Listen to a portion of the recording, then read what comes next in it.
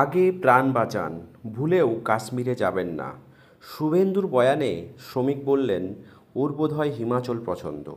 আগে প্রাণ বাঁচান, ভুল করেও কাশ্মীরে যাবেন না।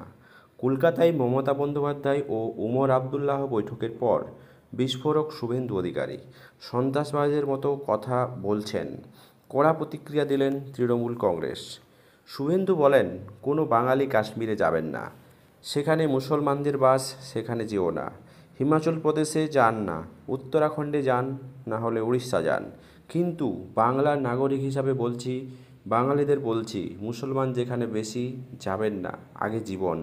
এদিকে গতকাল বৃহস্পতিবার কলকাতায় এসে মমতা বন্দ্যোপাধ্যায়ের সঙ্গে দেখা করেন কাশ্মীরের মুখ্যমন্ত্রী ওমর আবদুল্লাহ। নবান্নের বৈঠক হয়েছে দুই মুখ্যমন্ত্রীর।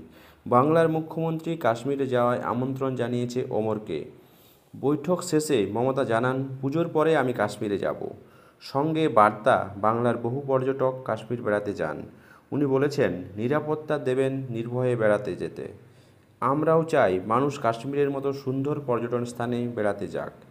এই পরিস্থিতিতে শুভেন্দুর মন্তব্যের কড়া সমালোচনা করেছেন তৃণমূল মন্ত্রী শশী পাঞ্জা। বলেন, উগ্রপন্থীরা চেয়েছিলেন হিন্দু মুসলমান ভাগ হোক। আপনিও বলেছেন মুসলমানের প্রদেশে যাবেন না। আপনারা হিন্দু প্রদেশগুলি যান, উড়িষ্যায় যান কিংবা উত্তরাখণ্ডে যান।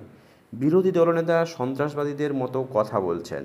সাংসদ কল্যাণ বন্দ্যোপাধ্যায়ের কটাক্ষ, পাকিস্তান তো বলছে ভারতীয়রাও কেউ যেন না কাশ্মীরে যায়। ওর কথাবার্তা পাকিস্তানের সঙ্গে মিলে যাচ্ছে।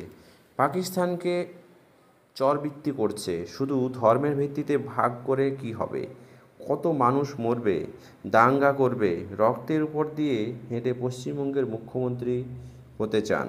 বিজেপির রাজ্য সভাপতি সমীর ভট্টাচার্য বলেন, কাশ্মীরে আর ৩৭০ নেই, পাথর ছোড়া এখন বন্ধ। ওর হয়তো হিমাচল বেশি ভালো লাগে, তাই এই কথা বলেছেন। দর্শক, এই আবহে শুভেন্দু অধিকারীর এই মন্তব্য ঠিক কতখানি যুক্তিযুক্ত অবশ্যই কমেন্ট বক্সে কমেন্ট করে জানাবেন। চ্যানেলে নতুন হলে সাবস্ক্রাইব করে পাশে থাকবেন।